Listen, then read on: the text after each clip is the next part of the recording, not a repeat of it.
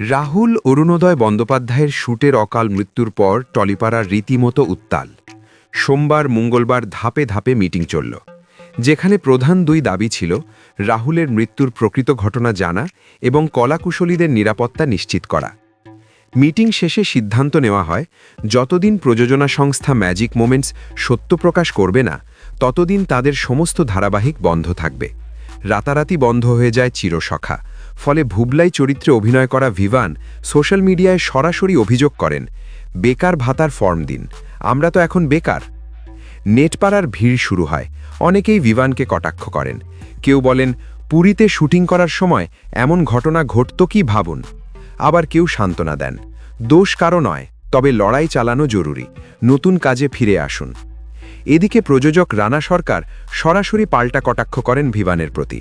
তিনি লেখেন, বেকার ভাতা চাও না, ট্যালেন্ট থাকলে অন্য প্রযোজনা সংস্থায় কাজ করো, ফেভারিটিজমের কারণে কাজ পেয়েছ, এটাই বুঝলে হবে।